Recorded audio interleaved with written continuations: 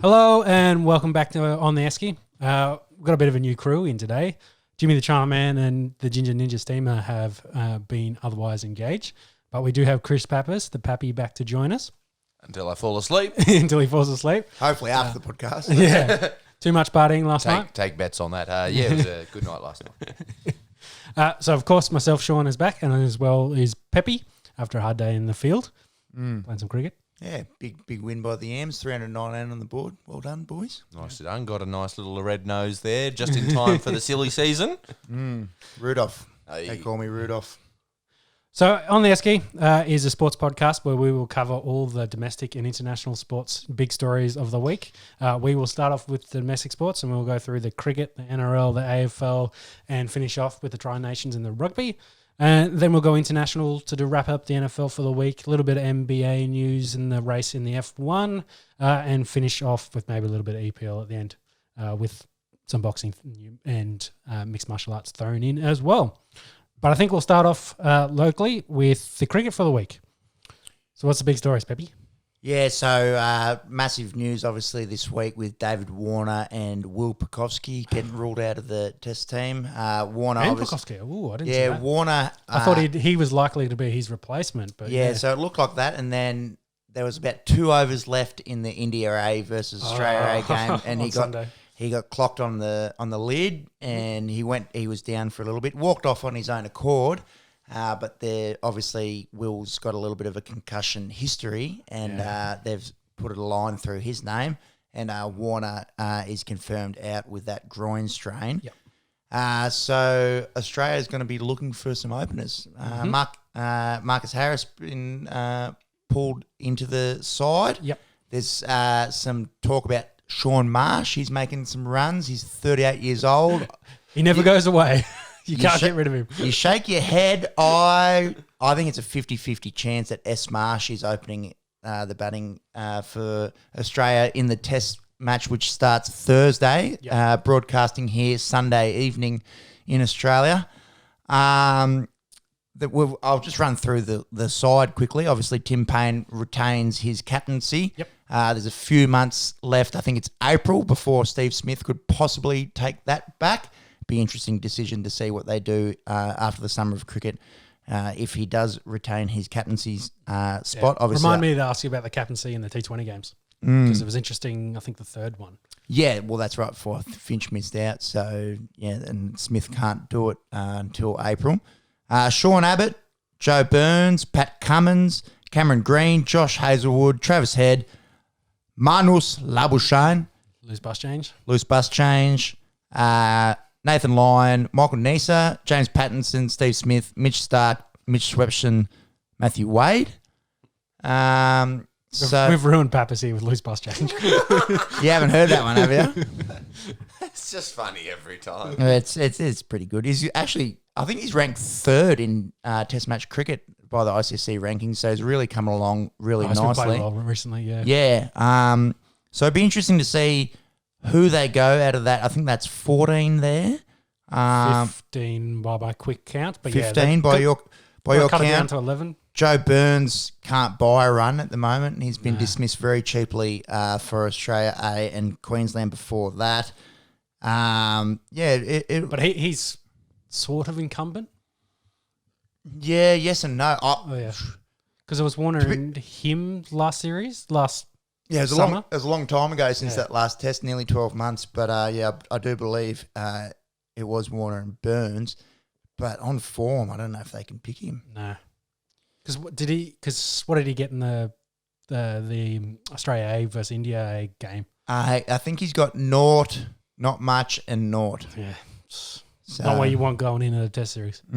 So, yeah, it'd be very interesting to see what happens if they do give Joe a gig or if maybe Sean Marsh gets obviously. Would they bring someone like Labuschagne up and then put Green in there? Possibly. I don't think Labuschagne is a test opener. Yeah. That's my personal thoughts. But yeah, a lot of speculation as to how that team comes out. We'll obviously know via the next podcast. The first test is to get away on Thursday. 17th. Yeah, probably as much as we'll speculate on that team for now. Very excited, obviously. Coley probably only going to play 1 or 2. He's going to zip on back to India for the birth of his first child. And don't let that be confidence, because Pujara, Rahane, they've got some really nice Test batsmen, and there's no reason without Coley that they couldn't beat us on our own home soil. So it shapes up to be a nice Test match. Yeah, they've all been in form with how they've played in the one days and the T20. Like for sure. They've all been hitting good runs. Yes, Test cricket's different, but very different. But with Shikhar Dhawan, he'll come back. He's elite at the top of the order there, and Pujara is an absolute brick wall. Yep. Yeah, it'll be a great Test series. We should probably have a chat about the T20s. Yep. So the second game, they left Canberra. They went back up to Sydney. Australia made 194. Great score. India chased it down with 2 wickets to spare. Matty Wade had a good knock at the top of the order for the Aussies. He had 58 of 32. Steve Smith finally got going in the T20s. He had 46 of 38. That Nada Rajan, I think he bowled the most Yorkers in the IPL by a lot. I think he was like 40 balls ahead of the next bloke. So if you can specialise in it, it's a weapon in T20. He's a really good short form bowler, so he had 2 for 20. And that's good. Off his 4. Off 4, that's good. Off his 4. And Shikhar Dhawan had 52 off 36. Hardik Pandya, I tell you what, he can hit a ball. Yeah. He's really good. He had a quick fire 42. Is this the one where they brought him out the bat? Like he had, he started with one bat and it didn't go too well, and they brought out some other new. So I think they've done that for him I don't know why he just doesn't start with the big one, but pretty much he calls it, for the big bat or the big dong, whatever it is. But it seems to hit him pretty well after that comes out. Psychological. Starts off with this one is like, nah, you're useless. I can take you on the big one. Possibly it's a psychological thing. Possibly it's a bit more girth at the end of that bat. Sometimes you just need a bit more girth. That's right. He's really, really nice in the middle order there for the Indians. He had a quick fire 42. Mitch Schwepson, the best of the Aussies, he had 1 for 25 of his 4. India win that game, so pushes it through to a dead rubber.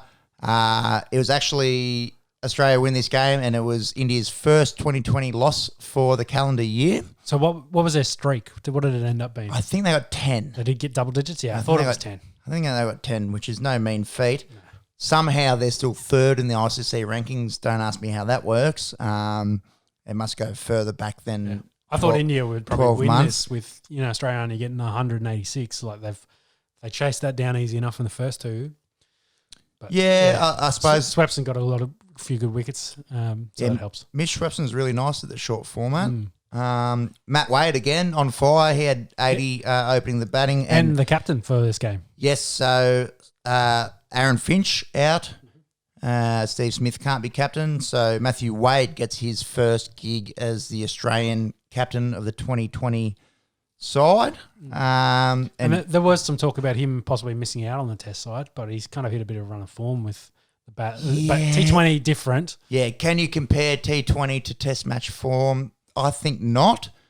But obviously at the short format, Matthew Wade's an absolute gun. But if he's batting 6, I guess he probably wanted to hang around. But if you need some quick runs, it would be very interesting. And I think a lot of it will have to do with if they want to blood Cameron Green, if he's available. True. Obviously we're going to find out during the week. Glenn Maxwell, by the way, he's been in some pretty sneaky good form.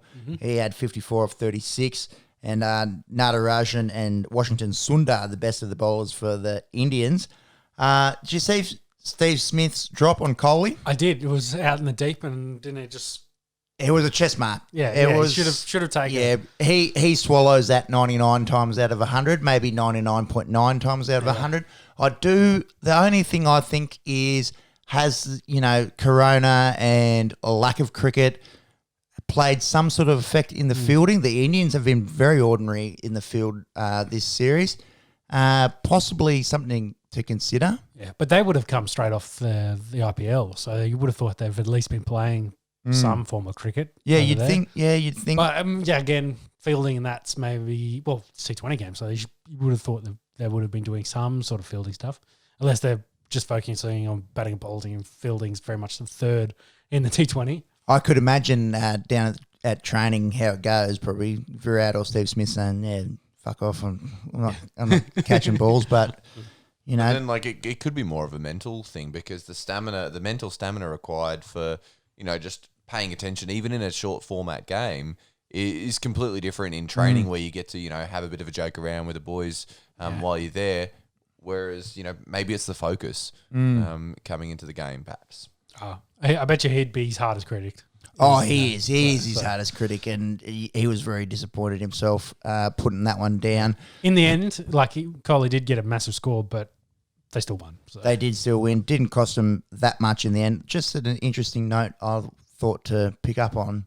Has something to watch out for fielding-wise in the Test series. Yeah, possibly. Because there's a lot more fielding involved in a Test match. You're out there a lot longer. Obviously, moving on, the Big Bash has kicked off. We're 4 games deep, I think, with one underway now. In Game 1, the Hobart Hurricanes dispatched of the Sydney Sixers by about 12 runs. This Tim David, he top scored for the Canes. He's actually a Singapore international. Yeah. So he's played international cricket for Singapore. Not sure who else plays for Singapore, how they go. And James Vince made a few runs for the Sixers. The Canes ended up winning that reasonably comfortably. In Game 2, the Stars beat the Brisbane Heat in a very low-scoring affair here in Canberra. Nathan Coulter-Nile had a career best 4 for 10. Yeah, that's good. They got Chris Lynn early and Bryant, and Brisbane didn't really look like they were ready for the challenge, and Melbourne Stars ended up winning that pretty comfortably. They had to back up less than 24 hours later, so a bit of a double header at Manuka on Saturday. The Stars won that one against the Sydney Thunder. Marcus Stoinis smashed a quick 61, and Adam Zampa had 2 for 10 off his 4 overs, and young Liam Hatcher, the big redhead out of the New South Wales camp, he had 3 for 28. He might be someone to keep an eye on. In the most recent, a good start for the Stars there too. Yeah, 2-0. Yeah, so obviously every game is crucial in the Big Bash. The Stars have put themselves in a really good position. And in yesterday's evening game, the Melbourne Renegades got easily over the Perth Scorchers, bowled them out for 130. Yeah, that's a low total. Josh Laylor and Kane Richardson had 3 each. Sean Marsh has jumped over from the West. He's at the Renegades. He had a 62 off about 40-odd, opening the batting, and the Renegades did it very easily. Yeah. Sean Marsh getting around with the A-frame, so... Yeah, I think he's 38. So he's obviously getting on. From what I've seen out of opening batsmen or top order batsmen, you can play well into your 40s in this game. True. Be very interesting to see if he's wearing a baggy green come Thursday. For Australia, I think he just collapses a bit too much in the order. Like, he's definitely had his good moments, but I just don't think he's consistent enough. People are quick to criticise. I think if we get up his numbers, and especially how he's gone in India and England, he's done really well. Time will tell. What do you think about these new rules?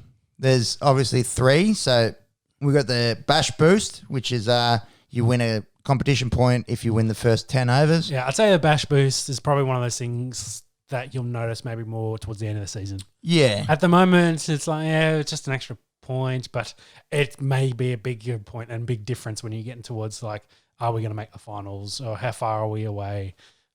All those kind of mathematical scenarios to get into the finals. Do you think it's strange the way they did it, going if you win the first 10 overs? I thought there might have been something to do with how well you win the game.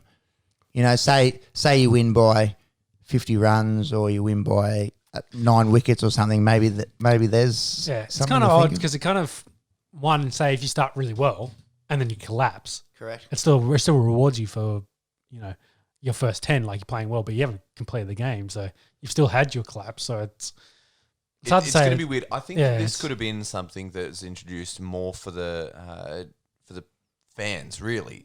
Having something like an incentive for the teams to like go out there and have at it straight away. Big Bash is already kind of like that compared to your longer matches, but I think that it's probably something that's focused more towards entertainment value than actual gameplay, because it's kind of weird. No other sport says, hey, if you win the first quarter, we'll give you an extra point on the ladder. Well, the only other sport I can kind of think of that does bonus points sort of similar to this is the rugby union, where they do bonus points for how many points you score and the tries. And there's an incentive there. If you score a number of tries, I think it's 4 tries, or if you get over a certain amount of points. Yeah, but I don't think it's helped the viewership overly too much. But that's probably a bigger problem with that sport. Correct. Yeah, but it's a different reward setup though, because that's a cumulative thing at the end of the game. True. Rather than you could lose every single game, but still get a point for every. Like if you just go out there, boys, let's win a point and then just have some beers. So does it work as team I could get around? So just clarify this. Could you possibly get 2 points? So you win. Is it 1 point available in each innings? No. So you get the points for winning the game. Yeah. So, which I believe is 2, and you get the extra one for winning the first 10 overs. So in the first innings, not the second. Either or. So it's just your score after your 10 overs versus their score after their 10 overs. I get it now. It makes way more sense. Yeah, I don't know. Was it necessary? Probably not. It does. It adds another dynamic. Yeah, I think very much like the Super Rugby, it kind of makes way more sense as you're trying to work out, say, the top 8. Like you're just like, we got to win this game, but we also got to score 4 tries, so we're going to have to try. Like it works more in rugby because, there's less penalty goals. Makes it more entertaining. Exactly. They've got to try and score more points. So, And do the players think about it? Do they run it at a message, at the end of the 9th over? It's like, hey, you got to saying, hey, we need 14 off this over to get that point. I suppose that's the only impact for the players, is thinking about that at the time. So that's kind of my thinking. I don't think it's really impacted it yet. Let's see what happens towards the back end of the season. I like it. The next rule that's come into play this Big Bash is the power surge. So the first 4 overs is like the old power play that used to go for 6 overs, 2 out of the ring. Then after that, the batting team gets to choose the next 2 overs, which obviously would have been the 5th and 6th overs according to the old rules. Yep. To be honest, I don't mind this one. Yeah. I don't mind this one. Where have they been using these mostly? Towards the end of the match? Or? Towards the end, or sometimes if you've got 2 guys that are in, you might use them on 12th and 13th over. Yeah, this is probably out of the new rules the one that I'll gravitate to most. Yeah. I really don't mind it. It puts a little bit of power back in the batting team's favour. Like you say, and instead of having just all up front 6, you can go, I can pick where my team's probably performing the best, where we can probably maybe double our points a little bit or, get more runs. For sure. Out of the new rules, I think I tend to like this one the most. The last one's the X Factor. It's you pick 13 blokes at the start of the game. You can sub in one of them at after 10 overs through the first innings. Hasn't come into effect just yet. It's kind of hard because you'd think your X Factor dude, why is he not year 11? Correct, yeah. Unless you've got like a super specialist that's really, really good at one thing. Well, it reminds me of baseball's designated hitter type thing. But so, I get the concept like, hey. I get the concept, but I feel like if you're any good at cricket, you'd be in that first 11. Yeah. If you say, hey, this is like you say, a hitter, these guys are going to hit 6s, he's probably in year 11. You probably want him out there hitting 6s throughout early in the match. Seems like a bit of a garbage rule to me. It'd be very interesting to see if anyone uses that to effect. Time will tell, I guess. It'd be interesting because the bowling side, the spinners, I think, are usually the most efficient in T20. Whether you'd have, can he bowl? I don't know. Because I play 2 spinners and then you bring in your third one, so you play 3 spinners. Yes, and then but then he's got a bat, I think. True. So if you do so, I think this is an odd rule. I can't really see the benefit why you use this one. Be interested to see if anyone can get on top of that.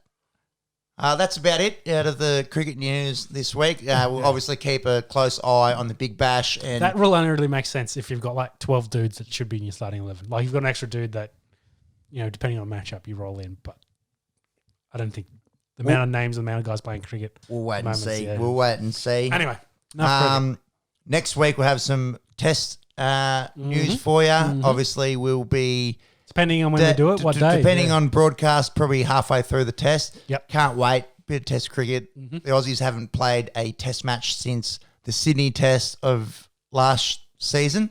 So nearly 12 months between drinks. Can't wait. Fight up. Interesting to see how rusty they are. Hopefully they come out firing, but we'll see. We'll chat about it in a week. Moving on to the National Rugby League. Sean, what happened with Tom Starling? Hard to say. From what I understand of the story, him and some other young blokes were at a bar, having a couple of drinks. One of them, not Tom Starling, is getting escorted out. Not overly happy with it. I think the police were involved by that point, helping escort the young gentleman out. I'm not sure why they kind of got involved and say, hey, you can't escort him out. But melee has erupted, and they've ended up fighting a couple of police officers. From all accounts, it seems like they got flogged. Just had a picture of him. Yeah, Tom Starling has a couple of shiners and cut up all over the face. Like, got touched up. Definitely got touched up. He's not the biggest bloke in the world either. So it's not like he had Papali with him, or Papali was fighting some police officers. Yes, the smallest guy in the rugby league. But yeah, I think it's with the integrity unit for the NRL is going to look into it. I haven't really heard anything updates of assault charges and things like that, but assaulting police officers is pretty bad. And for Tom Starling, it's kind of he was probably looking for a bench spot, maybe depending with Josh Hodgson coming back into the squad next year, where he's going to fit in, and they'll probably start preseason training in the new year. So they're going to go back. Some of the clubs are already back, so it wouldn't surprise me if a few of them are already in training. So yeah. Yeah, it hurts. Obviously, not our position to speculate as to what happened on the night. But yeah, it's a big. Too much liquid courage. They thought they could take some police officers by sound. Yeah, possibly. Very dumb. We'll keep an eye on what happens in that. If just go ask your mate Curtis Scott how this went. Well, it went okay. It went okay for Curtis because it seems like he didn't do too much. Yeah. This one, I don't think Curtis enjoyed being tasered and pepper sprayed, but no one does. No one does. Anyways, best wishes to Tom Starling. Whatever comes out of this one, just be smarter. Yeah, let's go. Better. Do better. Be smarter. That's probably all we should speculate on that one. Yeah. Josh Reynolds. Has he put the pen to paper? I believe so, that he's heading to the Super League. West Tigers, of course, don't want him. I think the Tigers are trying to cut a bit of money as well at the stage. So looks like he's got a fairly decent contract to go to the Super League. I think Benji was offered. Do you know which team? I want to say Hull, but I could be wrong. Okay. Benji was offered, of course, ridiculous money to go over there, but I think he's turned that all down because he wants to stay in Australia and play here. But I don't think any clubs are very much looking at him for any role, considering his age and where he fits in. But maybe one of the young clubs that need a veteran player to come along, maybe. But Benji wants to keep playing his career here, but he's just not getting any good offers. You watched Josh Reynolds absolutely kill it in the Super League. Oh, yeah. Well, Jack Hastings went over there and he'd only played 1.5 years of top level NRL, and he's gone over there and had a great season for the Super League. It seems to be that guys that sort of fringe here, they go over there and absolutely carve it up. So hopefully Joshy Reynolds can do that. Former Origin winning half. Yeah, only 4 years ago? Yeah, 15, I reckon. Yeah. I reckon 2015, 5 years ago. So wishing him all the best over there on that rainy little island. Hopefully he does well. What's going on with Albert Kelly? So we kind of mentioned that he'd re-signed with Brisbane and had been in Brisbane's training of the last week. But I think because he's coming back from the Super League, he had to quarantine for a little bit, a little bit too fat. So they've You can say that more delicately, can't you? Packed on a few extra kilos. He's above his optimal playing weight. Is in bulking stage? Yes. Nothing wrong. 2020's done that to a lot of people, myself included. So my hand is also raised. So it looks like he'll go back and play for the feeder club for Brisbane, which I believe is South Logan. Right. So try to get in a bit more match fitness with those boys. I'm not sure if they'll be playing games or not in the new year, but that sounds kind of like what's going to happen. What's going on with the GOAT? Oh, hard to say because I think all the big media outlets were reporting this as Cameron Smith retires, but very much the owner of the Storm would come out and said, I think Cameron Smith is done. He's going to retire because he's already looking to move back to Queensland. I think he's already bought a place up in either Sunshine Coast or around kind of that area, a nice place. So thinking about he may be retiring, but then there's other... Maybe he's doing a year with the Titans. Yeah, well, there's also, the talk about he may do one more year with Craig and then they're both going to retire together and go off into the sunset. Sounds a bit gay. Yes. It's almost like he went to a glory hole. Kurt Capewell is not coming into the conversation just yet. Yes. Or later, for that matter. Yeah. But then there's talk about Brisbane are chasing Brendan Smith, and if Cameron's available, they want to chase Cameron Smith too. So why would they go after 2 hookers? Great question. Whoever's available. I guess. Tell you what, the Cheese, he's had a really nice year for Melbourne. So, but the other thing is McCulloch was on loan to Newcastle, so he actually comes back to Brisbane. I didn't know that. Neither did I until I heard about this. Like, he was loaned out to them. He's a handy football player. Yeah. A little bit. I don't know why they didn't bring him back. A little bit of a quiet year, but because they had Isaac Luke there, and I was like, Isaac Luke's kind of fallen out of favour, really. So interesting, yeah. And the other Brisbane news that I had, considering we were talking about Brisbane, is our mate David Stoko, Corey Oates, is going to move. Look like, yeah. Much more athletic and taller. And taller and better looking, coordinated, yeah, and, the whole lot. Just pretty much like a better person, I guess. Yeah. We should probably apologise to Corey Oates to the fact that he looks like David Stoko. And I'm going to apologise to David Stoko for really hanging you out to dry to our 28 listeners. Yes. So he looks like they're going to officially try to move him in the second round. He's got the body to do that. I think that's the way he wants to play. I think he'll adjust fine to that. We'll see how he goes. What's going on with these rules? Because there is a lot to take in. Yes. So I've kind of reorganized this because the last one's probably the most interesting, but we'll run through them. So they've got 1, 2, 3, 4, 5, 6, 7, 8 new rule changes for next year's season. Just 8. Yeah, just 8. And the Landers, I think, very much trying to push, some kind of what they did with this year. Let's try some things, try to improve the game. And we could say a lot of the things they did this year rule-wise really helped and really did improve it. I don't think there's any talk about whether they're going back to 2 refs or 1 ref at the moment, but that is still floating out there. My personal opinion, I really liked it this year with 1 ref. Yeah. 1 ref just flows, the 6 again kind of works. And I kind of think these rules emphasise maybe that direction. So they're probably hoping everyone forgets about the 2 refs and they'll keep going. But the first one, so if the ball or a player carrying the ball goes over the sideline, play will be restarted via play the ball instead of rather than a scrum. Makes sense. Just cuts it. Of course, they're trying to get rid of the scrum, speed it up. Don't mind that. Not a massive change to the flow of the game. Obviously, the scrum is getting shown the door. Yes. And that is a quiet way of introducing that. Yeah. Don't mind that. Don't think it'll affect the game that much. No. Moving on. Players who break the 10-metre offside rule will give away 6 more tackles as opposed to a penalty, which I think is fair because the inside the 10 was very much a penalty this year. And it kind of, after the 6 again rule change, you could see the difference of like when they had a ruck infringement, they kept playing and they kept the flow. But as soon as they were inside the 10 penalty, it's like, it slowed it down. Like you could see the clear difference there. This will make a difference. Yeah, I think it'll definitely speed it up. Probably the most penalised, like it's a most common infringement. Yep. So obviously adding another tackle on top of that. And I'd say a lot of teams will probably give away a lot of these. Yeah, I'd say because I think they might be like they'll take the 6 again. Yep. Especially if you're very deep and like you're maybe struggling to get guys back on side.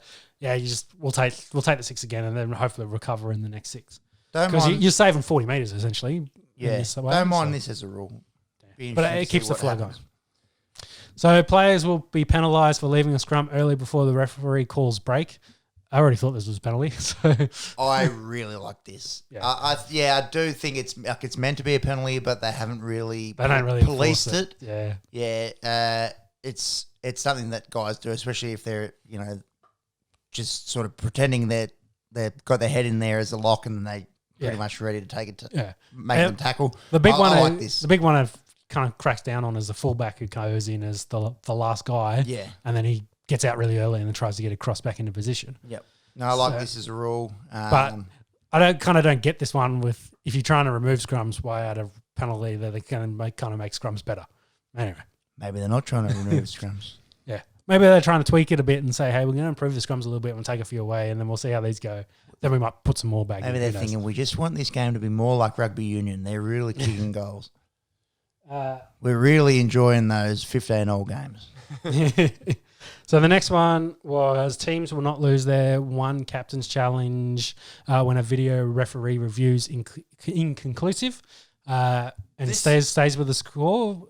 I think that's... I don't really understand what this is because you'll have far more challenges. If it's something that's kind of contested, then it's like, well, why wouldn't you challenge?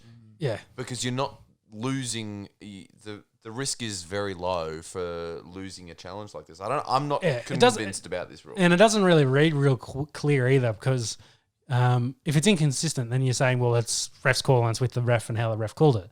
So it's just sticking with it. So technically, you as the team challenging it, you want them to overturn it and change it to something else than what they decided. So that to me sounds like you've lost because they're not going to change the decision. Yeah. It will be very interesting to see how that plays out. Yeah. It's one of those ones that, like, I get what they're trying to do, but I don't understand how that works in reality. I hope it's not too judgmental either. Like, I know the bunker guys are very much like, inconclusive, we've got nothing, stick with the refs. I don't know how the refs are going to police the challenge. Compared to just, it being called on the field. Conclusive? Yeah, because I can still imagine Cameron Smith coming up to the refs and go, so we keep up captain's challenge, did we lose it? How's that, trying to getting them to coordinate and maintain, like, how's the challengings all work? I just think it adds an extra element that I need to worry about. Yeah. If you challenge something and it doesn't go your way, you lose. Yeah. That's the way I think of it. Inconclusive or not. Yeah. Incorrect play the ball. Yeah, so incorrect play ball will result in a handover of possession to the other team. I thought this was already a penalty like this. Yeah, I suppose it's a handover now rather than a penalty. So yeah, I guess that's fair. You can't kick for touch, I guess. Yeah, because if you don't play it square or you don't put your foot on it and whatever, like don't play it straight. Sorry, not square. Yeah, instead of it being a penalty where you then gain an advantage and, like you say, kick, just hand it over there. Yeah, I guess that's probably fair. That's the only way I've interpreted that because obviously incorrect play the ball was a penalty. Yeah. According to the old rules. So maybe it's just a turnover now rather than a penalty. Yeah. So the next one, the bunker will review replays after the referee awards an on-field try and a conversion cannot be taken without the video referees given the green light. It's like an NFL move, all scoring plays to be reviewed. I think they've gone NFL rules, guidelines. We'll copy that one. Copy, paste, control, V. It works. It works in the Just NFL. Hopefully they don't fuck around. That's all I've got to Yeah. The NFL does it really well with how they probably do. They do their replays really, really well. They also have a fuckload of cameras and all the angles that you could imagine. They're way more efficient compared to the Australian sports with their replays currently. Yeah. I hope that Australia's sports take the lead and really amp that up. It's probably because they've got the tech, so we should be able to keep up. They've probably had, probably another 10, 20 years ahead of what Australian sports had replay-wise for using it and implementing it. But even still, you'd think we want to see the bunker be efficient. The score, there's a minute turnaround from the guys setting it up, celebration setting it up, that, they could go through it and have a quick look at it. Yeah, and the time that it takes for a bloke to tee up the conversion anyway, they should have that time as it stands to review it. I don't mind it as a rule, just I'm a little bit worried about the slowing down of the game. Well, because, again, using the NFL comparison, they do a quick check and then they go, oh, hang on, there's something here, we need to review it. And then that's usually where they take a TV time out and they spend an extra minute or two to actually review it. So whether they do something like that, that seems to work really well in the NFL, but... again, it's like you say, a different kind of sport and it flows differently. Not the worst rule. Hopefully, when it's implemented, doesn't slow things down too much. This next one, I really like. Yeah. A player must be taken off the field for at least 2 minutes if a trainer asks the referee to stop play because of an injury. I really, really like that one. Yeah. So essentially, it's going to stop guys milking. Kills the red dog. Yeah, the red dog's gone. So pretty much, if someone goes down and they're just trying to slow the game down by perhaps having cramp. Oh, hamstrings. I'm not going to point any fingers, but say maybe they had an injury, maybe they didn't. Yeah. Most likely they didn't. It's going to take that out of the game. If you go down, you got to go off.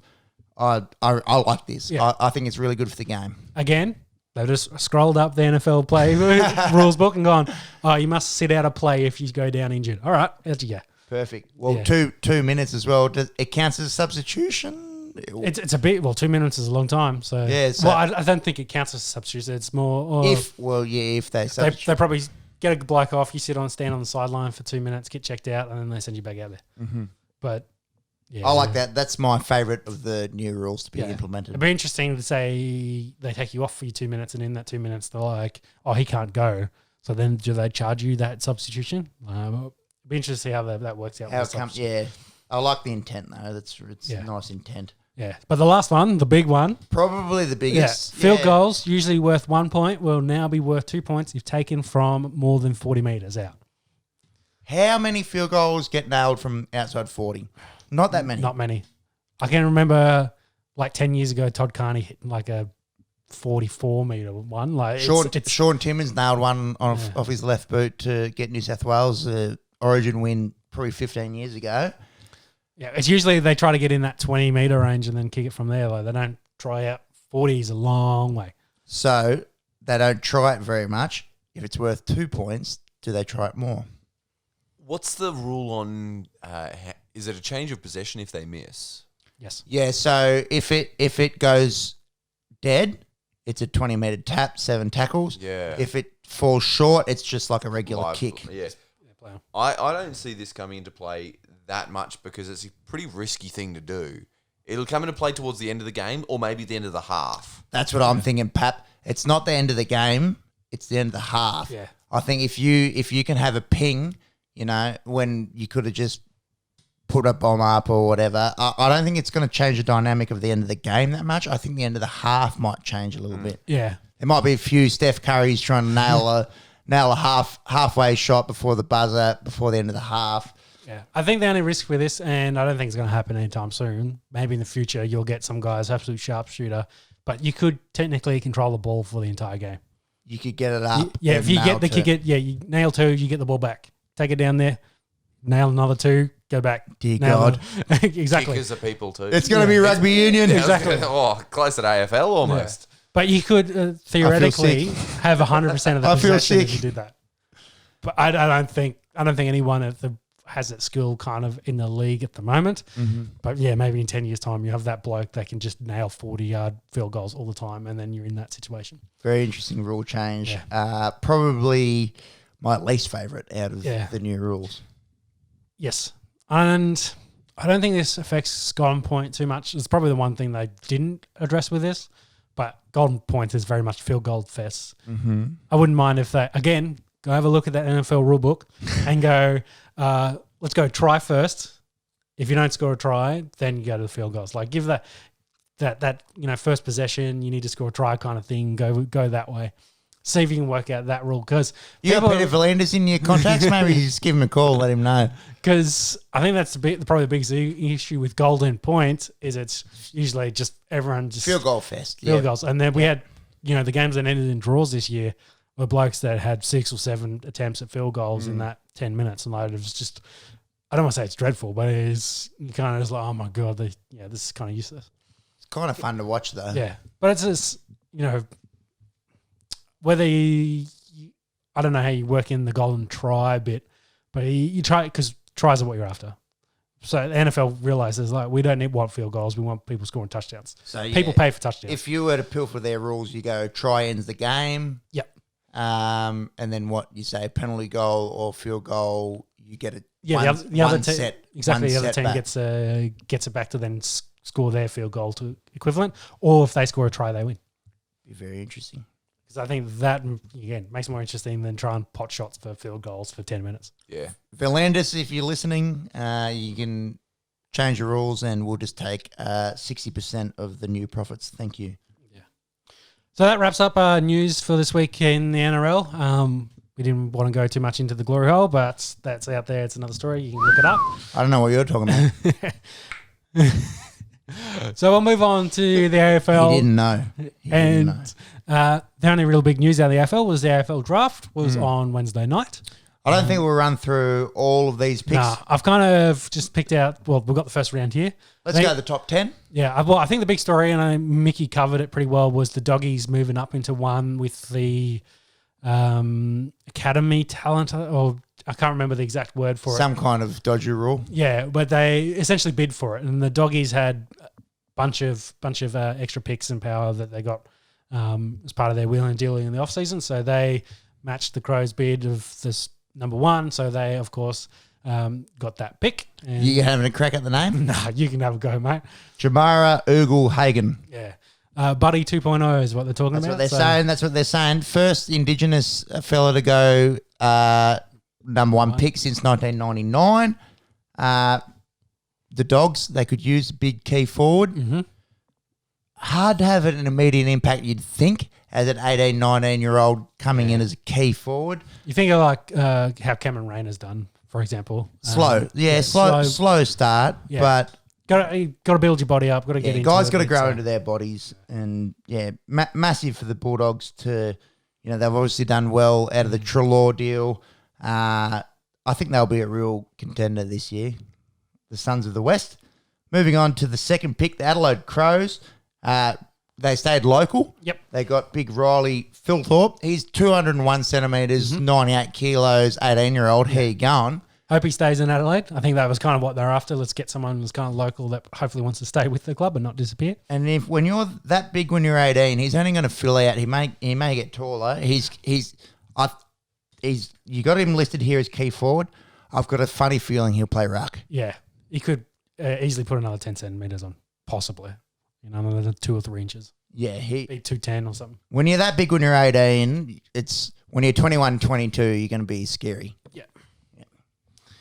North Melbourne, they take Will Phillips, midfielder out of the Oakley Chargers. Mm-hmm. Sydney Swans take Logan McDonald, key forward out of Perth.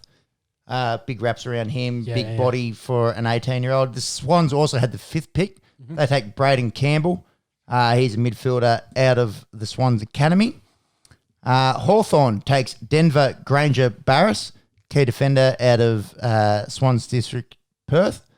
The Gold Coast, they get Elijah Hollins. He was one of the most highly touted guys out of the draft. Obviously had that ACL injury to contend with this year. He comes out of the Murray Bushrangers. And then Essendon get picks 8, 9, 10. Mm-hmm. And they took a bit of a spread. They took Nick Cox, key defender out of Northern Knights. Archie Perkins, he's a forward/mid out of Sandringham Dragons. And Zach Reid, key defender out of Gippsland. That rounds out the top 10. Yeah, they really loaded up in this draft. One of the rare ones that kind of did. I think GWS did, but they're more after the 10. Yeah, well, and I think some of that came out of the trade with Carlton and a bunch of trades. Getting 8, 9, 10, you'd hope that a few of those blokes can contribute to your endeavours on the field. Well, they finished 9th, didn't they? I think they come 9th. We looked this up, and I think they ended up like 11th or something. They did fall back towards the end there. I think they were floating in 9th, and they lost. It might have been 9th 2 weeks to go, and then they dicked it. But maybe some raw talent to help push them over the edge in that 8, which is what we kind of talked about, I think, with the picks they had there. Indeed. This draft class will be very interesting. Obviously, as we mentioned last week, no TAC Carp, no VFL, no NEFL. No, none. Yeah, I think there was Sandful and Waffle. So I think the only other really big story that came out of this was number 12 GWS, where they took Tanner, who's from Geelong. Have you guys seen his reaction to getting picked at 12? No. I'll see if I can find a picture for it.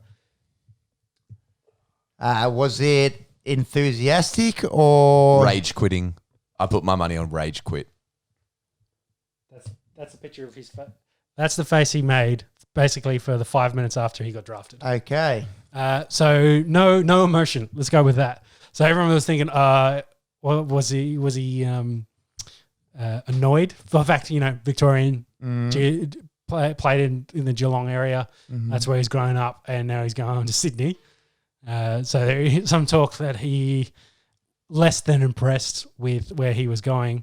Mate, you just got drafted by an AFL team. Like, Yeah. so I don't know what's going through the kid's head, but So he's come out in the recent days and say it was basically shock. He's just like, I didn't show any emotion because I was just in shock of where, getting drafted and stuff like that. So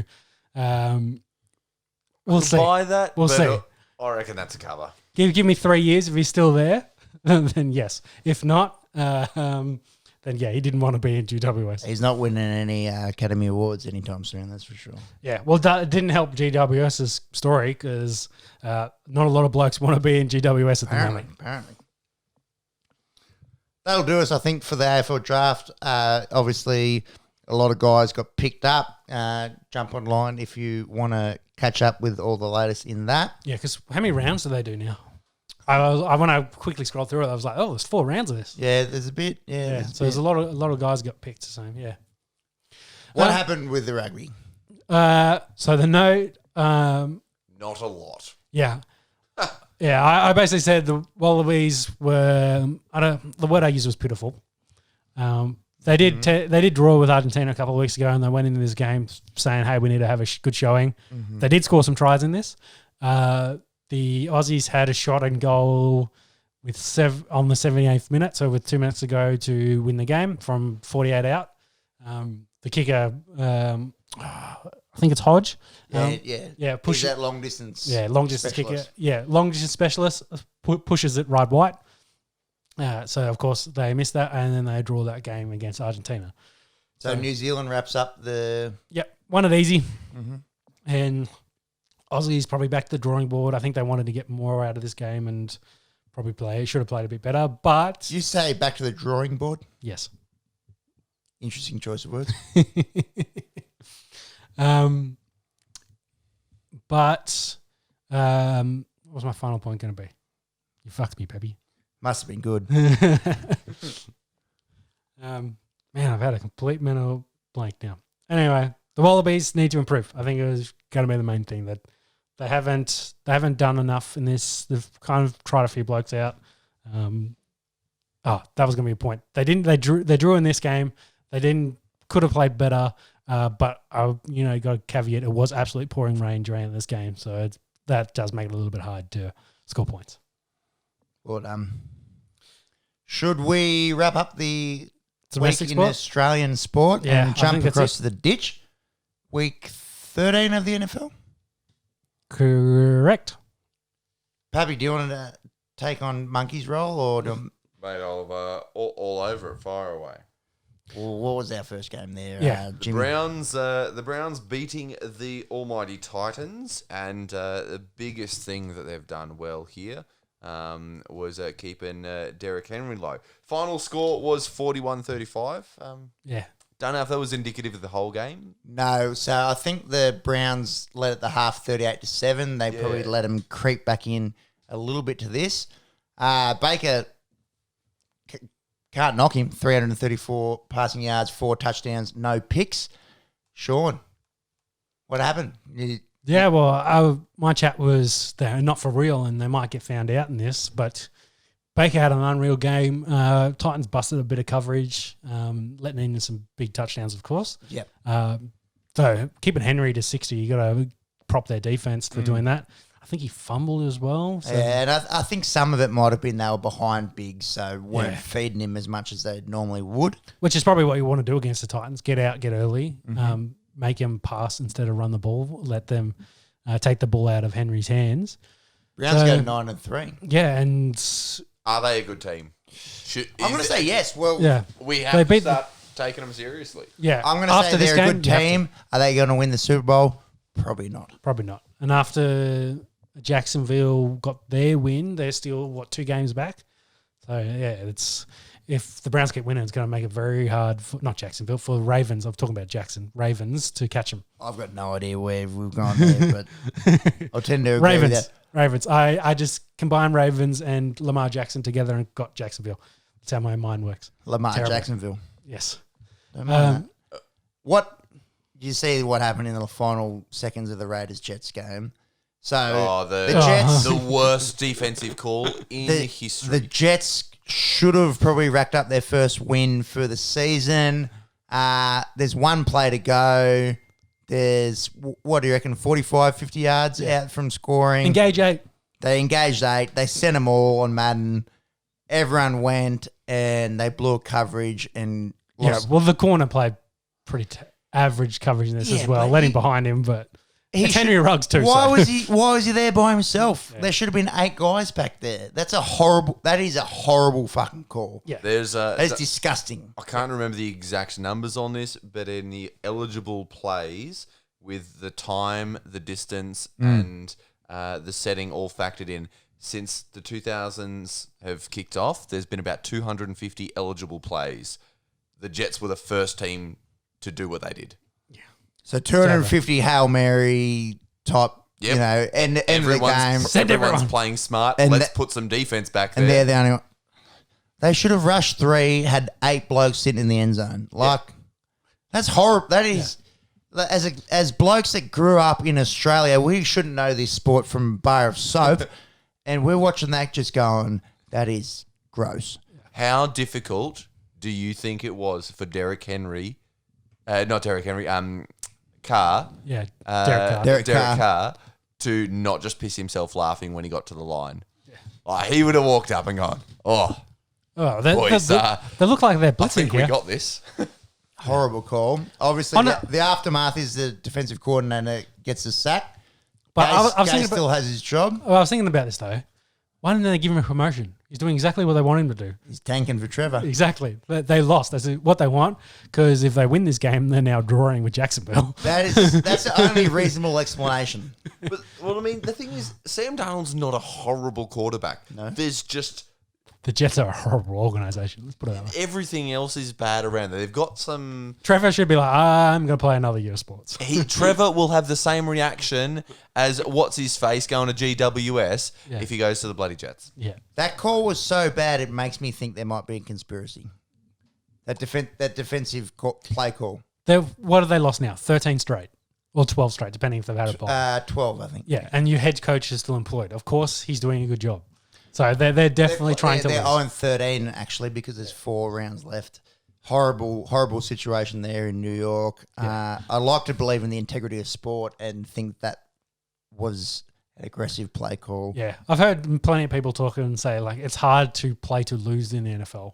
But you can definitely see the coaching can have an effect. Especially when you're calling Engage 8, send everyone on the last play of the game. It'd be nice to at least go out not fully defeated as a coach. But, some point it's like, look, the season's pretty crap anyway. What else do we have to lose? Yeah. Well, I'm surprised no one on the Jets defense was like, wait. This is a bad idea. Let's do something else. Should have been 3 defensive linemen, 1 linebacker just for Lowell sitting in the middle, and 7 guys sitting in the end zone. So what we're really asking is, where's the adult in the room on the Jets defense? Yes. Answer is, there isn't one. Moving on. Well, I'm too fired up. We've spoken about this too long. Let's move on. Yeah. So this game finishes up 31-28 for anyone that didn't get the score. And now, the Vikings versus the Jaguars. 3 points in it right at the end, 27-24. Yeah, it was closer than probably than we expected. Yeah, well, I thought. But we all backed the Vikes. We probably thought the Vikes would have done this a little bit easier than they did. Probably not too much to report on this game. I think the Vikings can still make the playoffs. It'll be very unlikely. Probably not too much to talk about. Justin Jefferson's pretty good. Yeah. Yeah, it was. Killing it. How many games with over 100 receiving yards? I think 6 now. Yeah, which I think got 2 touchdowns in this. I think that's a record amongst rookies. Yeah, he's got some skills. I think he just beat some guy called Randy Moss. I don't know if you've heard of him. Yeah. Nah. Finns, Bengals. We all back the Finns. Finns get it done, 19-7. Big Mick Steam, the Ginger Ninja. He's not here with us tonight. He said, watch out for Xavier Howard. He gets his 8th pick of the year. The Finns are becoming a fun team to watch. Yeah. They're not a team that anyone takes seriously, but they're fun to watch. Well, where are they now? They're 8-5?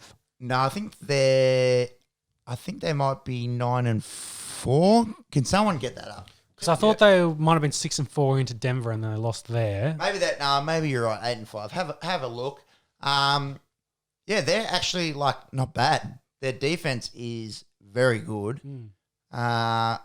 Do they have enough on the offensive? 8-4. 8-4. They got Kansas this week, so Do they have enough on the offensive side of the ball to worry teams in the playoffs? Probably not. But very interesting for people in southeast Florida. yeah, and they should finish second in the division, so they're You'd think so. most likely going to play. But a comparison to teams that have in fact gone on to win the Super Bowl, I get some elements of the New York Giants out of this team. They could just sneak into the playoffs. Are you saying they're going to win the Super Bowl? I'm saying they could go on a streak. If Tua gets hot, there's some exciting players on there out of a team that literally no one thought would win a game this year. That's right. Yeah, no one expected them to be any good. They're actually pretty good, it turns out. Hats off to the Miami Dolphins. Yep, keep rolling. Colts, Texans. This is probably a little bit closer than we expected. Colts get away with a win 26-20 over the Houston Texans. We all picked the Colts, come through. Fair pick. Only just. Do you reckon the Colts are serious? Like they're probably going to be playing playoffs football? I think so. I think Texans have definitely been playing better since they fired O'Brien. So they've had a better run of it late and been more competitive in games. Colts defense is hot though. Oh, they're Yes. nice. Yeah. Oh, Yeah, they're good to real watch. nice. They're good to watch right now. So I think that'll help carrying them through a lot. I don't think they're a team that's going to go deep though. They'll be playoffs, and we'll see how Old Man Rivers goes. Yeah, first or second round out as usual. Tend to agree with that. Texans are a team that I just wish that they would have a bit more spark. They've gone through such a crap time with the Bill O'Brien era, but they've got such likable players on their team. Like you see the Deshaun Watsons and the JJ Watts, like everyone just goes, "Oh, good guys." But it's just they're in a sad situation. I hope they rebuild and get back to form. All right, Lions downing the mighty.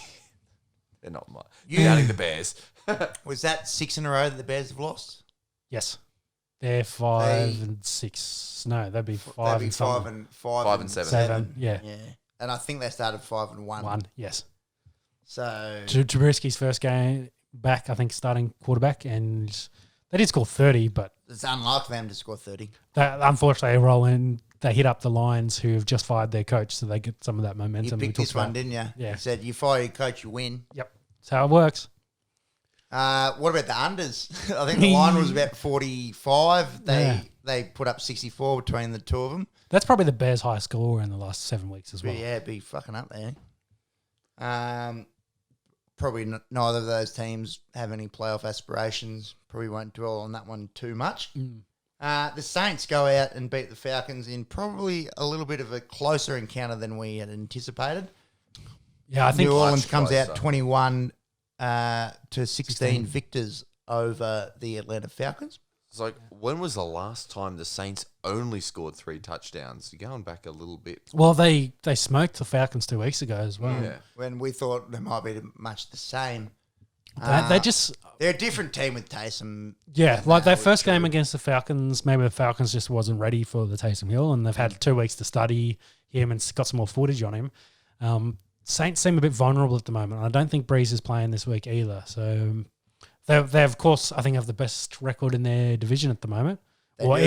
in their conference too. So I They've think got the best record in the division for sure, and it's them and the Packers. I think the Packers are game back though. Yeah, I think so. Saints are- Packers are got 9-3, Saints are 10-2. There you Yeah, I go, think 10 and the- The 2. Saints still lead in the NFC. NFC. Yeah, that's what I 10 thought. and 2 Saints Mm. without Breeze. a quarterback And they've won 3 without him, so he's meant to be back this week. and 8 in a row or but- something as well. Yeah. If depends who they're playing this week, we'll have to check it out. But yeah, maybe you're resting for another week. Anyway, What Moving about on. that upset of the round? Giants big time, and I don't think we kind of talked about this as a trap game. We talked about one of the other ones as. No That's one expected it to be a trap. No Yeah. one ever expects anyone in the NFC East to win ever unless they're playing the NFC East. Then it's a 50% chance it's a draw. Yeah, but I think we did talk about how the Giants kind of, even without Daniel Jones, they've hit a bit of a vein of form recently. Their defense isn't bad. No, they actually, the defense has been pretty good. They're getting just enough out of the offense. The offense is banged up though. But yeah, Seahawks though, looking a bit vulnerable. That was trash. Not a game I expected them to drop. At home, yeah, very, very. Maybe this was the upset of the round. Yeah, maybe it's a wake-up call they needed. Maybe, yeah. And maybe we got to shift our view in the NFC West, maybe to the Los Angeles Rams. Mm-hmm. Because, yeah, Seattle's dropped a few like this where you think, they really, by all accounts, should win. Yeah, well, they've got no defense. No defense. Mm-hmm. Rams, on the other hand. Russell Wilson turns the ball over a little bit too much for someone whose name should be thrown in the MVP candidates. Great football team, but geez, Super Bowl winners don't drop those games. Looked very shaky. Yes. And then the Rams, of course. Speaking of, that was my attempt at a segue. Yeah, beat the Cards 38-28, and then they also won Thursday night football. Against, very mediocre New England Patriots. Yeah, smashed them. Like I've just alluded to, the Rams might be actually the team to beat in the NFC West. Yep. Finding some good form with their receivers now. Sure have. Getting some work out of their running backs as well. Akins seems to be coming on. Yeah, it seems like Akins might be their go-to guy as a running back via committee goes. Is Jared Goff a good quarterback? He's been pretty solid of late. As long as he doesn't turn the ball over and he gets it to his boys, that's it. Yeah. I see Goff as a system quarterback, more of a game manager. He's not someone that I've seen enough to go, he's clutch. But he can put together a good game. Maybe a little bit more elite than Joe Flacco. I think he's better than he gets credit for. Yeah, I don't think he's at that elite status. No. But I don't think he's Joe Flacco elite. I think he's kind of in that. No, I wouldn't throw his name amongst Mahomes or Rodgers or Wilson for that matter. But is he a slouch QB? No, I think his team's 9-4. He's doing the job. Yeah, for sure. Did he come out with Wentz? Did he go 1 and then Wentz went 3? It might have been the same. Yeah. I'll have a quick look at that. But my point being that they get more value out of him than they are Wentz at the moment. Oh, absolutely. But we'll get to the Wentz factor soon. My point, just the last thing with Jared Goff is that if your team is down 6 points with 2 minutes on the clock, do you have faith in him that he's going to make it? I haven't seen evidence of that yet. Yeah, that's my thing. Like I don't. It's not necessarily that he can't. If he can find a few moments like that where he really takes the team on his back, then he'll really make waves in the NFL community. So I was right. Just one pick off. So it was Goff 1, Wentz 2, then they had Bosa, Zeke, and Ramsey as the top 5. Pretty good top 5. Yeah. Pretty good top 5. If you got if he didn't get Wentz, Joey Bosa or Jalen Ramsey out of that, it's pretty good. Oh, Wentz. Moving on. Yeah, Pappy. Any what insights? Patriots 45, Los Angeles Chargers 0. I'm not entirely sure a football team got off the bus when they arrived at the stadium. I don't see why they got smoked in this. They should have scored points. I'll tell you what. Gunnar Olszewski. Dude was a freak. He had more return yards than the Chargers had offensive yards. Yeah, it was a bad day for the Chargers. I think it was more on the Chargers being complete dumpster fire as opposed to the Pats being. Yeah, I don't think the Pats were that good. A great team. No, and that kind of I think figures if you follow on their game they played 2 days ago against the Rams. Yeah, they couldn't hold it to a good team. Yep. But the Chargers, Justin Herbert looked like a rookie for the first time. Yep. Tend to agree there. Tend to agree. Yeah. Their defense is real banged up and weren't playing good anyway. So special teams killed the Chargers as well. So into a game that it was actually more exciting that wasn't expecting was the Chiefs versus the Broncos. Well, you actually called this, Sean. You said watch out for the Broncos. It might be close. I thought they're built to beat the Chiefs. I thought no chance. Just quiet. I had Tyreek Hill overs. I think it's about 78 yards. Got a call back on a holding penalty where he had a 55-yard touchdown, and also caught one in the end zone that he didn't realise that he caught.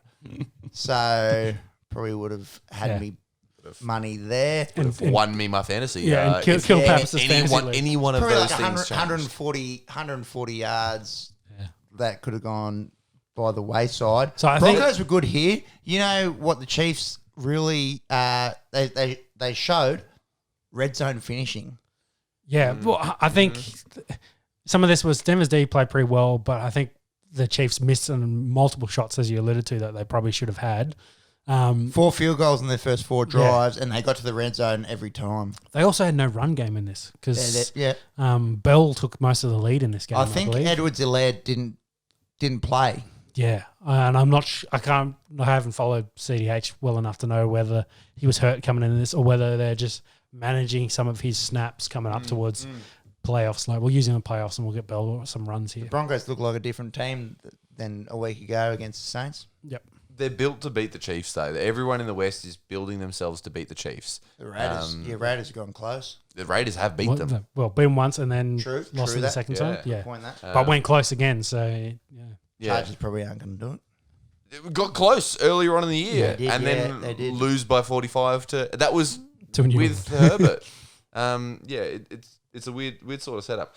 The curious storyline that I just keep every time he comes on the field, I'm just curious as to what the hell is happening. Le'Veon Bell, like before that year that he had all of that going on, he was one of the most electrifying players. He's a premier running back in the NFL. Yeah, but he's just had none of that since. Maybe attitude. Maybe like the Chiefs have a good line. Yeah, the Chiefs have a great system, and he's still not able to perform. He hasn't been fed. He hasn't gotten the pill.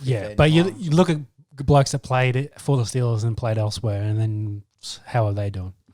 Yeah, true. Talking about not AB. playing. Yeah, AB is another example. So look in that category, he's doing very well for himself. Well done, Le'Veon Bell.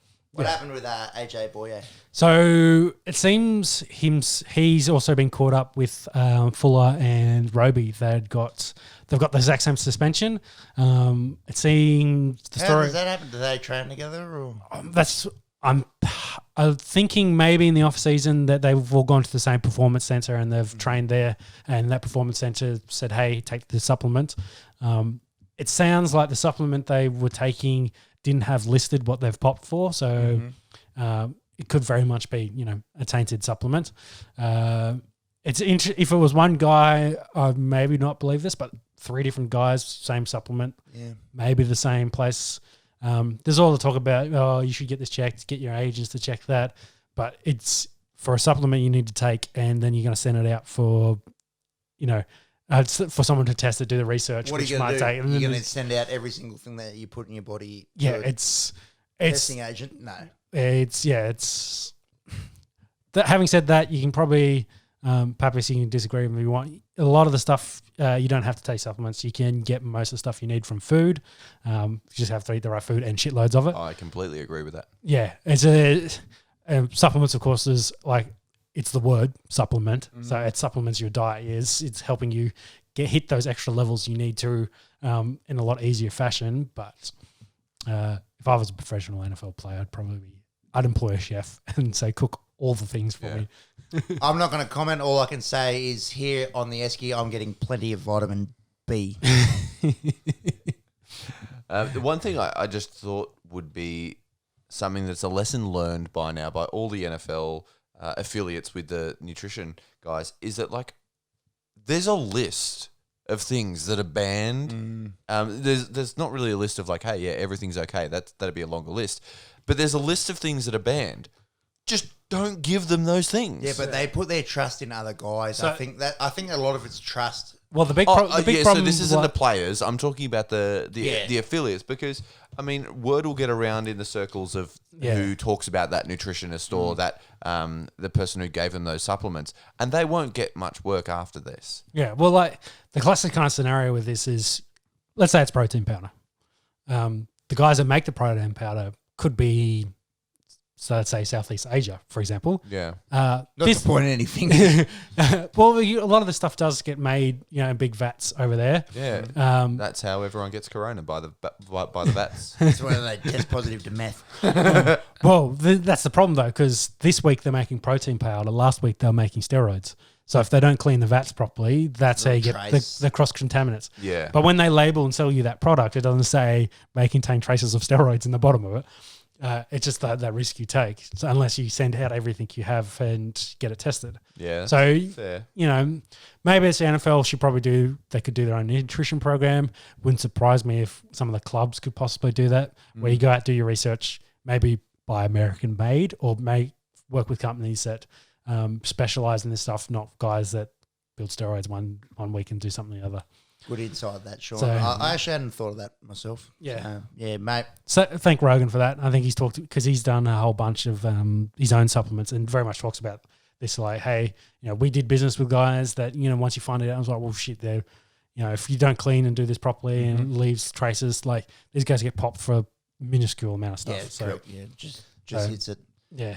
May contain traces of peanuts. Exactly. Moving on from... We spoke about the Giants being the upset of the round. This is definitely up there. The Washington football team dispatched the Pittsburgh Steelers 23-17, ruined their 11-0 record. Steelers go to 11-1. Washington goes to the head of the NFC East. Yep. Tied with the Giants, I think, actually. I believe you said watch out for the football team. I didn't want to have a bar of that. I thought the Steelers would be way too good for this Washington team to worry them. Alex Smith, he manages the game. Their defense is legit. Their defense is pretty good. Yep. Yeah. And I was worried. They're coming in some good form. Especially when they lost Gibson after 2 carries as well. Yep. I was like, oh, maybe they're not going to get this out. But Alex Smith running back down, JD McKissick, and who else did they have? Peyton Barber. Peyton Barber, yeah, really took the load, and they didn't look flashy. They didn't look flashy. Yeah. They didn't pass the receivers much. They hit Logan Thomas a bunch in this. Logan Thomas used to be a quarterback. Yep. You know that, Pap? I did not know that. He's 6'6", 255. He probably played quarterback at like 220, 230. Former quarterback. But now he's he's athletic. Oh, he's sneaky athletic. Like he gets the ball and just starts throwing that fend out and juking guys, jumping over guys. He had a breakout game. Probably the best game. That's the best game he's had of his career, yeah. Yeah. Do you reckon the football team's the best team in the NFC East? Yes. I think it'll be them and Giants. Okay. And they're probably going to go pretty close. Giants may be better when they get DJ back, Daniel Jones. But I think I'm Washington's feeling what Washington's building. Yeah. I feel like they're getting on a good run into the end of the year. Their defense, their front seven is nasty. Yeah. Like they're like a legitimate defense. Mm-hmm. And you know what they say, defense wins championships. I think they might win the NFC East. Yeah. So that was kind of my thinking coming into this game with they might steal this one. Whereas the Steelers, terrible pun. Terrible pun. I didn't mean that. Turn his mic off. But the idea that Steelers hadn't really faced anyone of note leading up to this and of like a really good defense, because the Ravens haven't had that good defense. No. They haven't really beaten anyone of note. Definitely not the same Baltimore Ravens as last year. Yeah. But they shouldn't be dropping games like this. No, you would think not. But Washington's definitely been much better with Alex Smith taking over, who's now, I think, 3 from 4. Yeah, I think so, yeah. So they're on a bit of a roll. You know what I saw this week? Are they the worst team that's ever gone 11-0? Yes. I was about to bring this possibly up. Looking at their record. Offensively, yes. Looking at their opponents' win-loss record. Ordinary. They have only played witness protection teams. They have played, other than the Browns and the Ravens, everyone else has under 500. Yeah, so that's massive. By a long way. And the Browns obviously have a good record, but we're still uncertain as to how they've been playing the same teams as the Steelers, of course. Yeah. And then the Ravens are which there again, maybe back to what we were saying about the Browns. Like, do you really trust them? Like, they're doing well. They're winning games. Can't knock that. But they're versing, your Dallas Cowboys, your Philadelphia Eagles, teams that are complete garbage right now. So, can't knock them. They're winning the games that they've been given. But I think their defense will keep them in a lot of games. It's very much Roethlisberger needs to get on. Again, they didn't have James Conner in this because he's still on COVID. So Snell really didn't. Benny Snell. They can't run the ball. They can't run the ball. They Connor was really their can't run the ball. Yeah. And you take that away from him, and then you're relying on Big Ben. And if you can cover their guys long enough, and like with Washington's front seven, you're going to get after him. But I like your question of the worst, best team in the league. It's a strange question, isn't it? The next 2 of the next 3 weeks are going to test them. They've got the Bills this week, and then week 16 they have the Colts. That's Those 2 games are going to be a big tell. Two big tests if they right there. fold, they're fakers. If they're competitive and win them, for real. And Chiefs, of course, right on their heels for number 1 seed. So they need to, if they want to maintain that, they've got to keep going. So to round out the week, we then, of course, had Buffalo Bills beating the 49ers 34-24. Raced out to an early lead. The 49ers got some back in a little bit of semi-garbage time towards the end. Yeah, Buffalo looking good though. Josh Allen, what a man. Yeah. Like his name's getting thrown. I don't think he's the MVP, but his name's getting thrown around in the conversation. That in itself is massive. Yeah, But look, if look at what he's doing with the Bills. He is the MVP for the Bills. Oh, definitely. Well, without doubt. Yeah, Cole Beasley, Dude, what came a back, boss. had a massive game. Yeah, You know especially that- with John Brown out. So yeah, Here's your fun fact for the week. Cole Beasley, right? 5'8". Mhm. He's about 180 pounds. Yeah, a little bit taller than Pappy.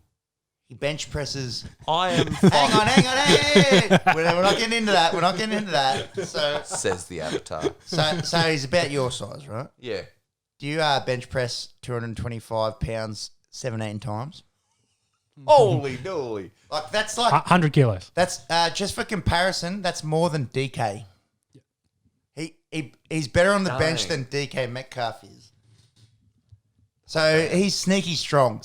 For a little bloke, and he's killing. He's putting up some real numbers. He hasn't found the end zone that much. He did in this game. Yeah, he missed a couple of weeks through concussion as well. Yeah, so. but he's really like obviously Stephon Diggs is the big talking point for the Bills, but Cole Beasley is a legitimate number 2 receiver in the NFL. Yeah. Well, he's had to step up, of course, with Jim Brown now on IR, so they're going to need him. To go back to the Josh Allen MVP chat, if he didn't have that week, kind of like 3 week, He kind of like a month ago, Yeah, he turned off. I think there was 3 games. I think if he'd been real strong through that and maintained the kind of form he's been having at the start of the year and he has now, then he could very well be the MVP. I don't think it's worth putting his name in the same sentence as Mahomes or Not at this Rodgers. Put it in a really good quarterback sentence. I'm happy with that. And you are right. I think there was a 3-week period where he threw 1 touchdown, maybe 2 picks. Yeah, he was through 3 weeks. Mahomes and Rodgers, Wilson aren't doing that. But nice to see it out of the Buffalo Bills. Long-suffering Buffalo Bills. They're going to be there deep through the playoffs, you'd think. I'm loving the Bills team right now. I'm loving someone that's not the Patriots being at the top of the East. So the next game, of course, was Ravens beating the Cowboys, as expected, and by a big margin, 34-17. I think the biggest news out of this was Dez was warming up, then had a positive COVID test, but then I think so they pulled him out in warm-ups, so he didn't play the game, of course. He took to Insta not too long after to say, hey, I'm done for the year. Like, I'm sick of this bullshit. And then I think he had 2 negative tests like straight after that. So that was false positive in his first one. That's what they're thinking. But still to pull him out of the warm-ups, that's very interesting. This is my hot take. Diva. He's a diva. Oh, definitely. He was always a diva. As a leader, you can't do that. Yeah. This year has 100% sucked for them. Getting those freaking swabs up your nose and other orifices. Mate, it stinks. Like it's very hard year. But you're a leader of America's team. Can't do that. You can't. Yeah, and you can't be taken to social media. He's actually not at America's team. He's at the Baltimore Ravens. Yes, he's at. Sorry. Yeah, switching teams. So this was his revenge game, and he missed it. It's just so. It's diva behavior. It's diva behavior. Like seriously, all right. It's hard for everyone. I get it.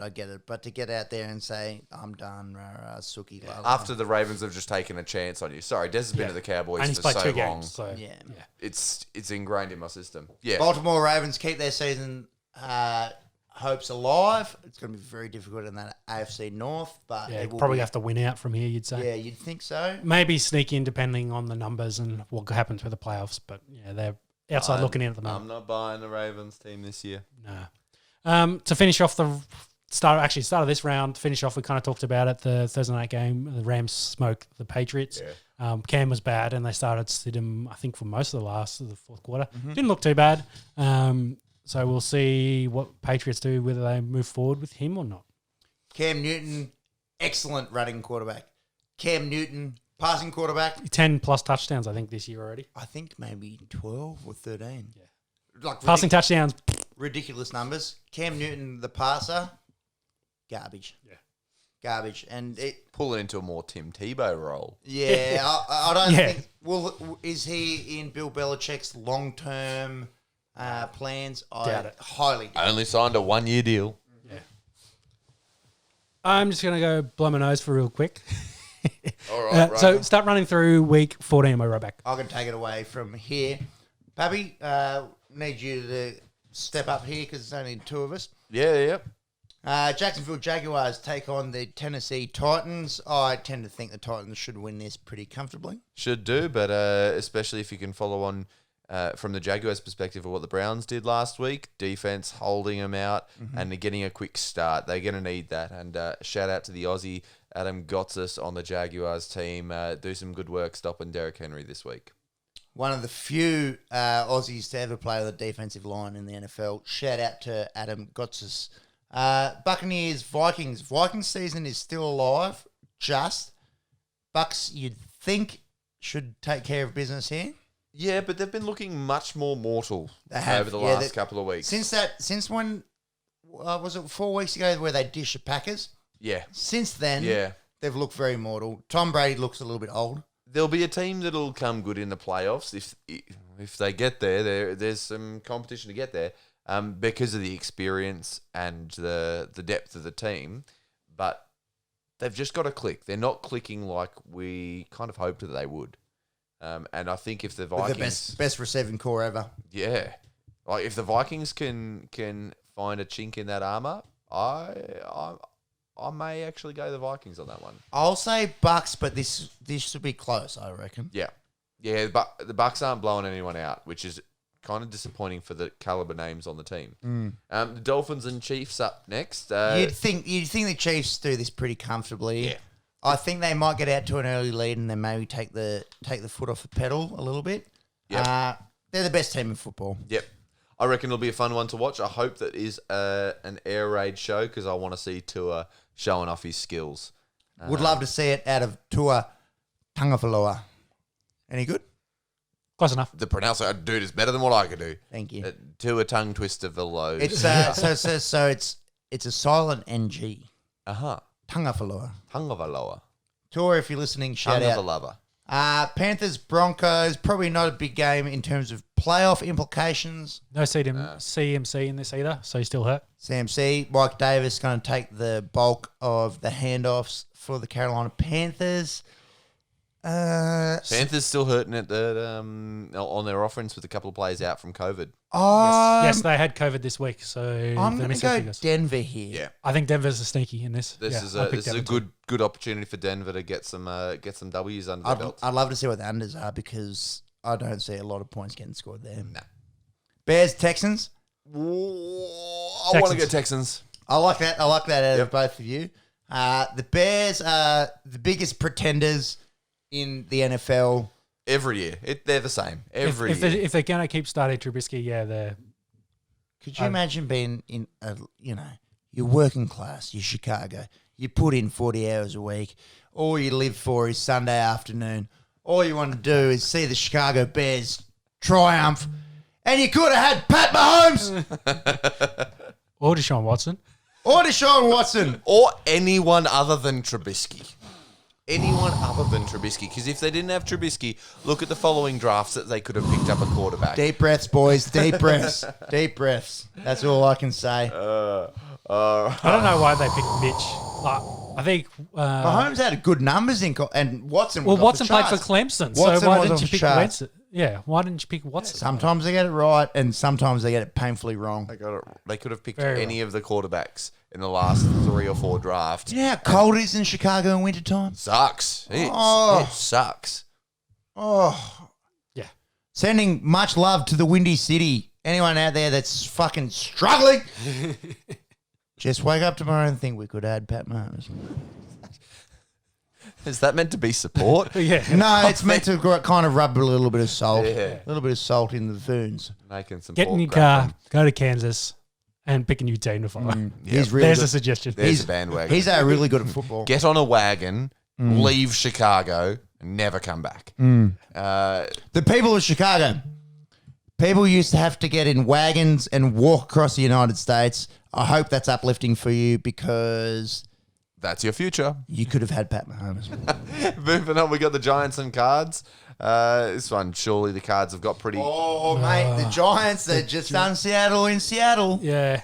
A lot Giants to play on a roll. for in that NFC East. I think this could be close. I'm going to go Cardinals, but close. Yeah. Maybe like a. I think last week was an anomaly. I reckon the Cards by a lot. I'm going to go like 28-21. I'm going to back Cards. 14. My boy Kyler, hopefully he's healthy. Yeah. He hasn't been running much because of his shoulder, so hopefully he's feeling a bit runny around the Giants. Over 14 points victory. Oh. Heard it here first. Toilet bowl. Bengals, Cowboys. Fair toilet. Who cares? Just hope they wipe it clean afterwards when they're done. Yeah, I'm going to go Cowboys just for the fact they've got an actual quarterback playing I'm quarterback. going to go boys as well, but that is toilety. Raiders Colts though. So the first of the later games. This is really interesting matchup. Which Las Vegas Raiders are going to show up? The ones that only just scrape over the Jets, or the ones that beat the Chiefs? The ones that beat Kansas, or the ones that get done by Ones that 40 beat points Saints? to Atlanta Falcons? Very interesting. I'm going to go Coles just because I don't know who's rocking up here for the LVRs. Yeah, Colts all the way. Maybe Colts, but I think this is going to be close and I wouldn't touch it. Seahawks, Jets. Oh, I would touch this game. Seahawks by 100. Let's go with that. I'm not going to go 100, but I'll go Seahawks by 28. They should smoke him. Let's hope. If they don't, then you'd be really worried about where the Seahawks are at. Yep. Yeah, indeed. Lions, Packers. The Packers will win, but these are always fun games to watch. Yeah. A lot of history, obviously, up there in the NFC North. Personally, I think the Packers do this quite comfortably. I think the Lions will come off their coaching fire bonus momentum, and they will throw up a stinker in this. I think the Packers are the real deal this year. Yeah. I think that. Yep. Yeah. Well, they went to the NFC Championship game last year, so I think they're definitely on form to I think repeat they're that. better this year. I honestly think that Aaron Rodgers deserves another Super Bowl appearance. No, doesn't he? He's getting fucked otherwise. So. This year, I'll have a bold prediction at the end. Let's go. Go, Moving Pack, go. on. Chargers, Falcons. Who cares? Sadly, not me. I reckon the Falcons will come out on top there. I think this will be a close game. The Falcons haven't been overly great, and I think the Chargers can definitely score points on them. Given last week's result against the New England Patriots, I want to go the Atlanta Falcons. They need a bounce back, so I want to go Chargers. Oh, Chargers and bounce back. I don't know. Young Ho Koo is having a revenge game. shout out to Korea. He's having the best kicking season of Oppa his... Gangnam Style. Oh, yeah, and if you don't pay attention to kickers' history, the Chargers actually took a flyer on Koo way back when. Didn't go so well.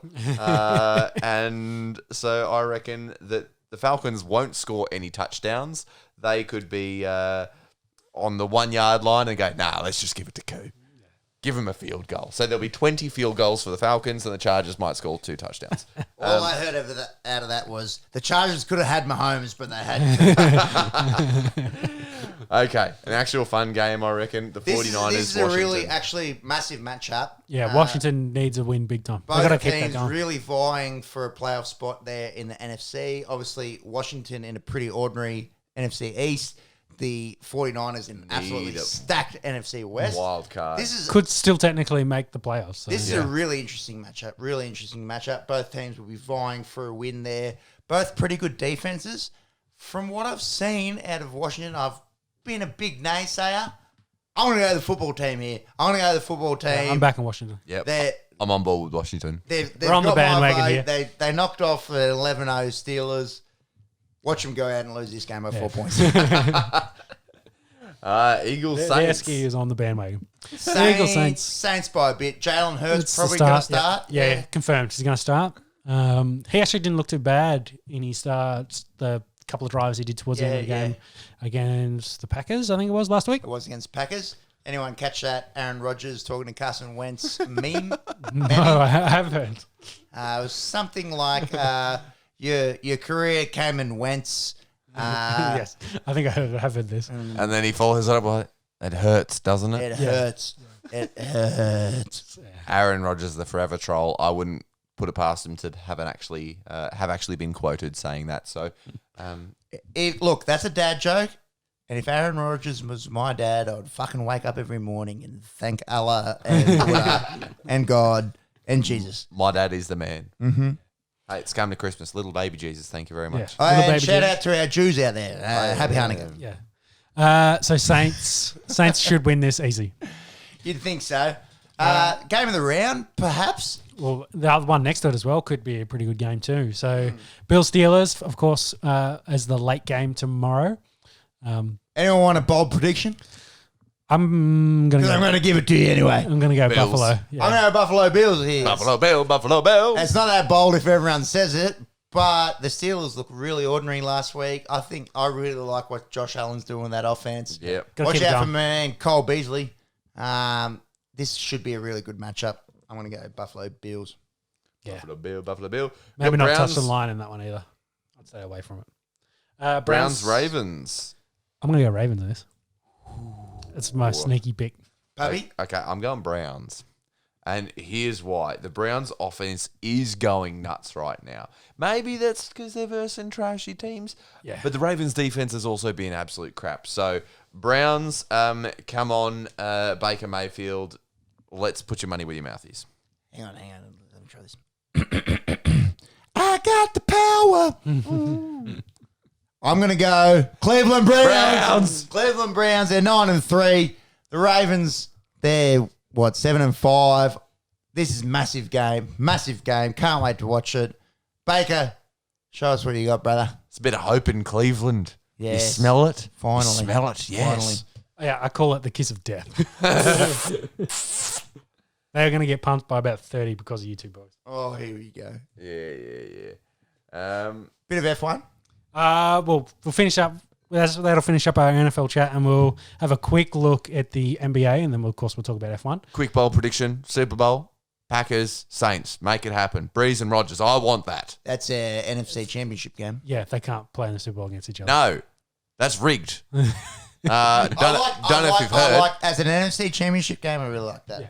Obviously, to play the Kansas City Chiefs. Yeah, no. It doesn't happen like that. You just count the legal wins, and the Packers will play the Saints in the Super Bowl. What was the first ever Super Bowl? Could no one get that up? Packers Yeah, versus who's the other team? Colts, maybe No. I feel like... Browns. No. I feel like I've got this one.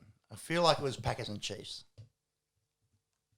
He's hit the nail on the head. There you go. January 15th, 1967. The Green Bay 1967. Packers smashed the Chiefs. I don't know about the smashing, but 35-10. Yeah, that's 53 years down the track, I think we might be having a repeat of Super Bowl Uno. could be Could there. very well Could be. be there. That's my pick, Packers and Chiefs. All right, let's hit up some NBA. So the story we're kind of be following, then the rumor that's, I think it's still very much a rumor. I don't think anything's happened. James Harden, of course, is still on the move. Looking to be on the move. Speculative. He wants to go to a contender or team that could contend. So, of course, on that list was Philly. So the Sixers doing some Sixers. good stuff. Yeah, of course, they're very much in this offseason tried to add some shooting power to support Embiid and Simmons on that team. And Jessica Westbrook. Yeah, and yes. If this is their starting five, Westbrook, Harden, Simmons normally plays point. Maybe you play him as a small forward. Yeah. Joel Embiid would play the center. Like that's a championship winning team. I'd love that. That'd be great to watch. They'd all have the worst statistical season of their career, but it'd be amazing to watch. Sure, Westbrook's gone there. He looks like he's gone to the Wizards. Apologies. I'm getting you fired up for nothing. I was like, I drank the Kool-Aid. I was there. He was there with Houston, and then of course left. He's definitely gone to the Wizards. Yeah, he's going to the Wizards. But hey, you ready? That's the tires getting deflated. Yeah. Because John Wall, I think, ended up at Houston. Correct. Yeah. So there's talk that to make this deal happen, they can't just get Harden to come across. Houston very much want a cornerstone young player that they could build around. And when you define that, who do the Philly have that kind of fits that bill? No, it has to be Simmons. I don't think there's any way in hell they trade with Simmons. No, I don't. I think that's kind of what they've said. Like, if Harden wants to come here, great. You know, he was MVP 2 years ago. But even still, they're like, Simmons is our guy. We're going to stick by him. Sending Simmons to Houston, pairing him with John Wall, that's not too bad either. But I think with what the Sixers tried to do in this offseason, they're trying to build around him. So I don't think that's going to be likely. I can't remember where else Harden wanted to go because I don't think the Nets were a possibility. There's some chat around the Brooklyn Nets. Bucks, I think, were another one, possibly, with the Greek. Yeah, exactly. But I'm not sure there's many suitors floating around, which is unfortunate for James considering he's shit. You could probably make an argument for he's the third best player in the league. Who you got ahead of him? Curry and LeBron, maybe. And you could say LeBron's getting old, so maybe he's two. Yeah. For premier shooters, it's him and Curry. Like, he's very good. He's very Curry's good. Injuries, though, I don't know if I'd have him in my top two. That's a story for another day. Exactly. But anyway, one of the premier players, MVP on a couple of years ago, I still got it, still putting up big numbers, would be the face of your franchise if you got him. Indeed. Big Paul George, the other news from the NBA this week, he signs a max deal, $190 million for 5. He also had 35 owing, I believe. Yeah, USD, of course. From the Los Angeles Clippers, so he's due for about 225 million USDs, if you don't mind. Yeah, and that's great for him. Another one of those guys that got out of Houston, so was there with Harden. So Houston's kind of, no, I don't want to say blow it up, but they're moving some of the stars didn't work. They had them all there: Paul George, Russell Westbrook, and Harden. It just didn't work out. So they haven't been the same since Yao Ming. Yeah, that was a while ago, baby. A long time. Right, you want to run us through some F1 news? Can do. Drain the main veiner. Yeah. Pappas, did you end up seeing this race from last week?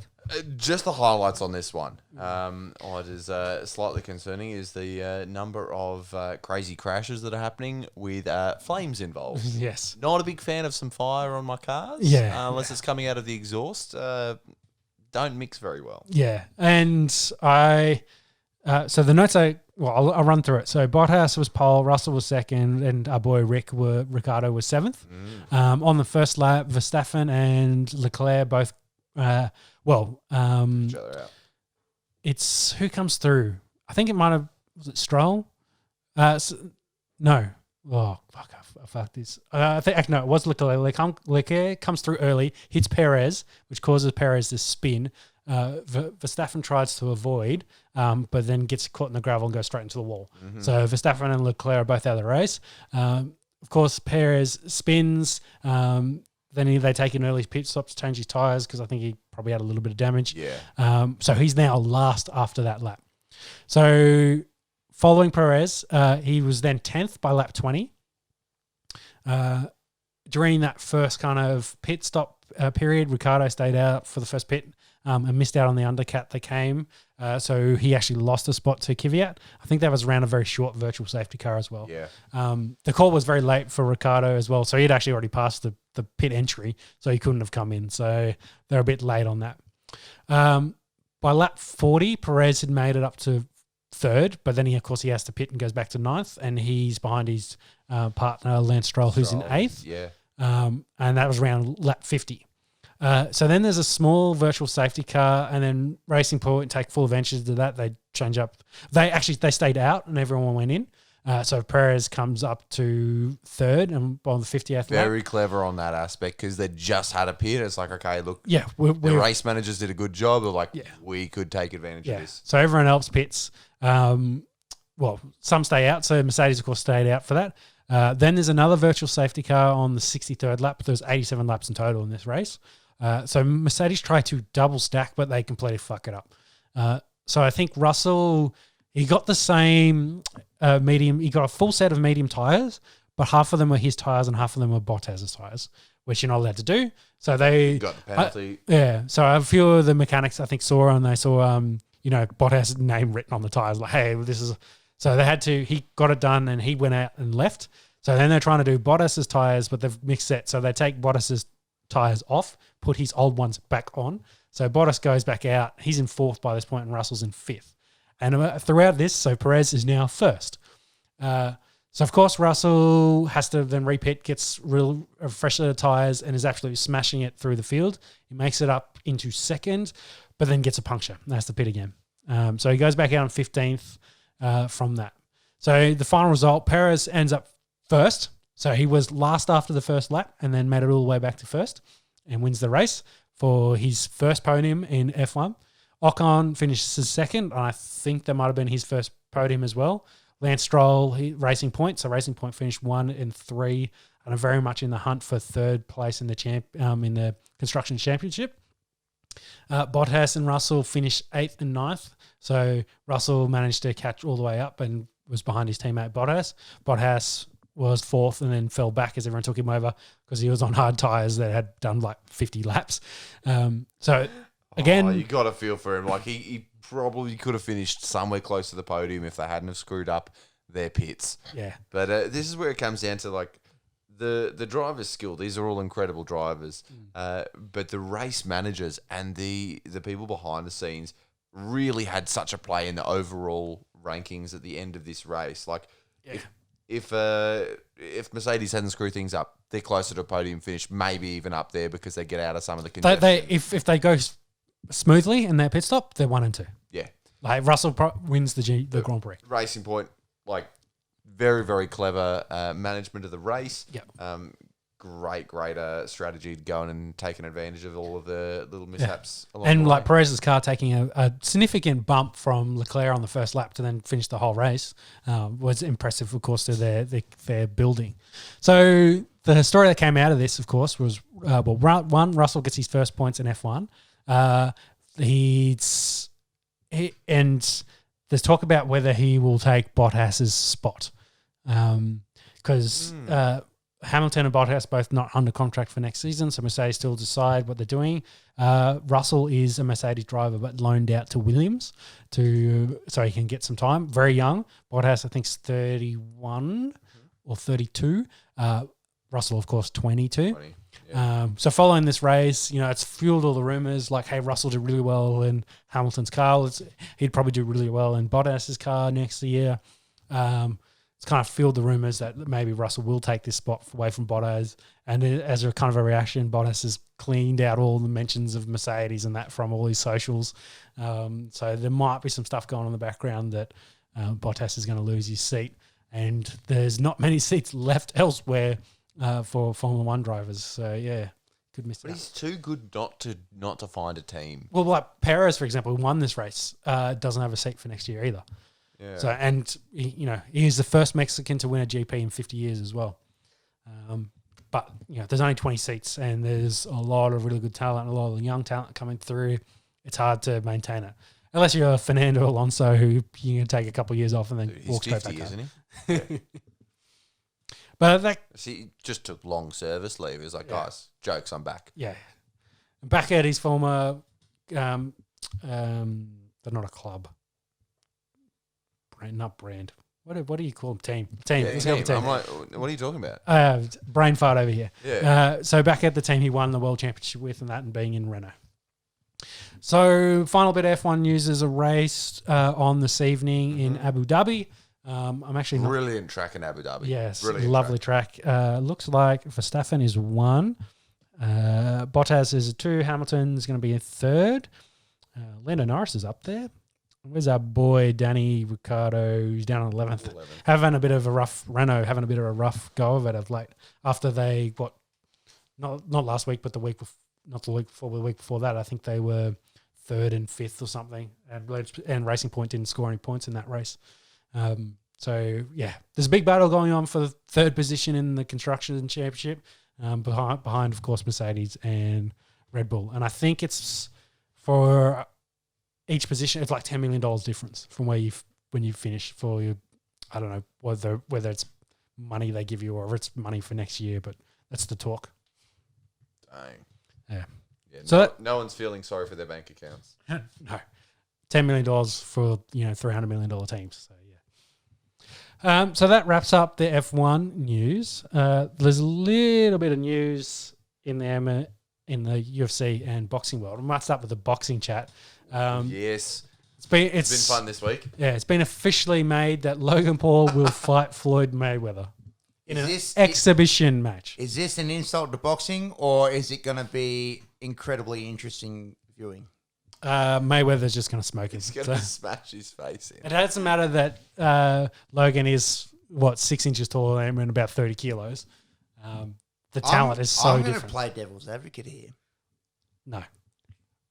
McGregor was 2 inches taller and about 15 kilos heavier than Mayweather. Logan's a lot bigger than he is. Yeah.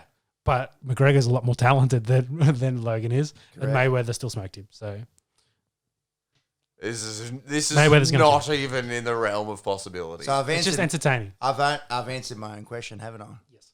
We're talking about it, so it's entertaining. Yeah. Yeah. Yeah. You'll tune in. Yeah, you want to see Logan get smashed? Logan Paul is a knob. I'd love to see his face get smashed in. Yeah. I think Floyd's a knob. I'd love to see his face get smashed in. True. That will never happen, though. Maybe Floyd takes a dive in this. Like Logan's $100 underdog. He's going, I'll put $1 million on that. Oh, come on. And then I'll take a dive in the second. You can't take the integrity of the sport into disrepute. His nickname's Money, so. Yeah. Well, he smoked that Japanese fighter that he had an exhibition with. That was a guy that also had professional fighting experience. He can throw him. Logan Paul can throw him. Yeah. I don't think he's getting anywhere near Floyd, though. Have they got a date? Next year sometime. And I think next year there's also, I'm not sure if it's been signed, but Jake Paul versus the KSI fight's going to happen. Well, you see what he did to Nate Robinson. Yeah. I think KSI, of course, beat Logan Paul. So I think this will be interesting. Yes. Interesting is the right word. That's strange. You said fast. Really weird. Oh, yes. It'll be over fast, but it'll be interesting. Will it be an exhibition of elite boxing skills? Probably not. I think one round of Floyd Mayweather just teasing him, and then early second round knockout. Yeah. So the other kind of news in the boxing, in the martial arts world, is the UFC is actually cutting guys at the moment. Mm-hmm. So Yoel Romero, who's actually lost 4 of his last 5, I believe, and he's 44 years old. Is he 44? Yeah, old. Old as balls. No, it doesn't look good at all. That Cuban genes. But was like 3rd, I think, in the division. So top 5 definitely in the middleweight division. Mm-hmm. But they've let him go. Maybe a reflection of his dismal fight against Israel. Mm-hmm. But it looks like, I believe, from the Contender Series in the UFC, they've brought in almost roughly 50 guys and girls. So they're probably looking to cut the equivalent. And the UFC's got a bit fat of late.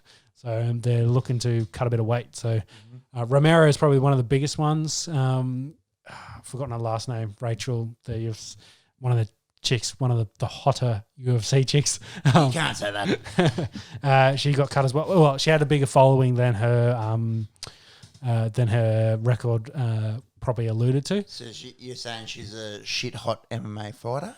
Is that what you're saying? Or are you saying she's sexually attractive? Let's go with both of those.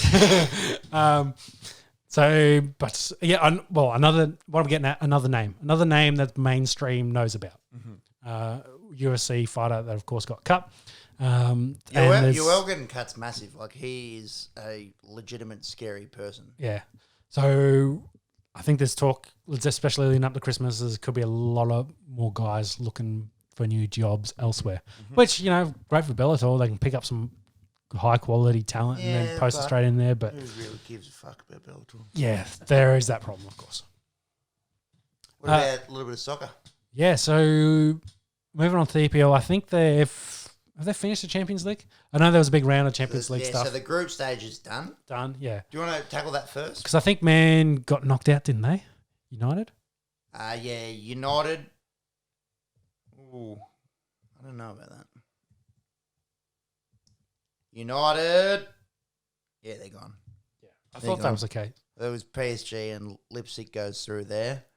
So obviously the last round of the group stages concluded in the Champions League.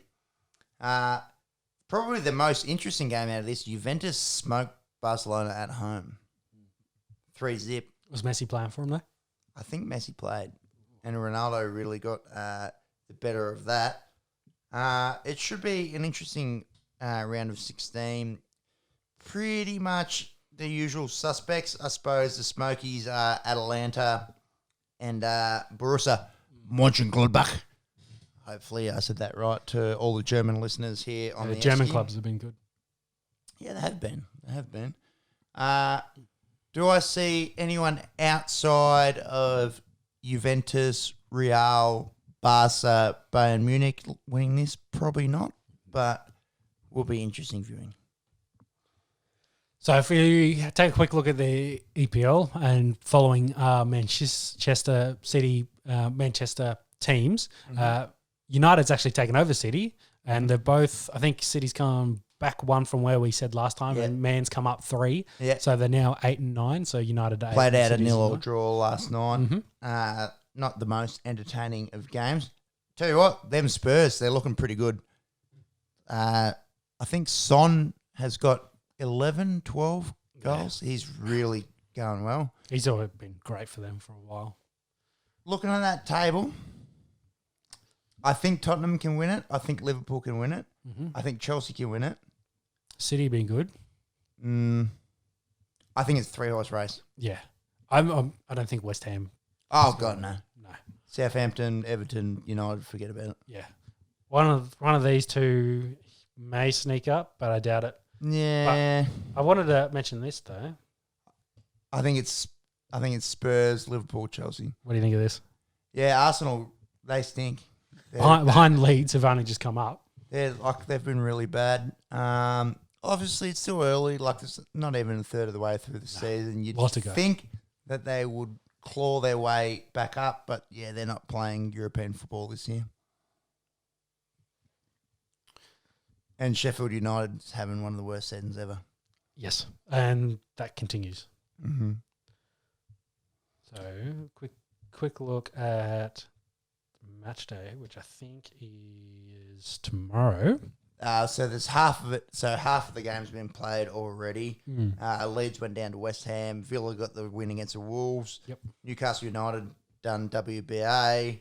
The Manchester Derby ended up in a thrilling 0-0 draw. And Everton got the bickies against Chelsea 1-0. Yeah, the rest of them happened overnight here. Southampton have Sheffield. You'd think the way Sheffield's been playing, they've got that. Yep. Palace have the Spurs. You'd think the Spurs. Fulham, Liverpool. You'd think the Pool. But I do know Fulham did upset City a week or two ago, so I don't think they can upset 2 of the top 4 teams a couple of weeks in a row. But you never know. At the Craven Cottage. But you think Liverpool win that, and you think City beat Brighton. And then Arsenal's got Burnley. Oh, they should beat them. They should. But the way they've been playing. Come on, you Burnley. And I'll just about do us. Yeah, and I think that'll wrap up our EPL chat, and I think that'll do it for this week on the Esky, where, of course, we talked about the cricket. More cricket to come up. The Test Series starts on Thursday. Can't wait. Which will continue our summer of cricket. There's, of course, Big Bash games happening as well, and we will report back on those.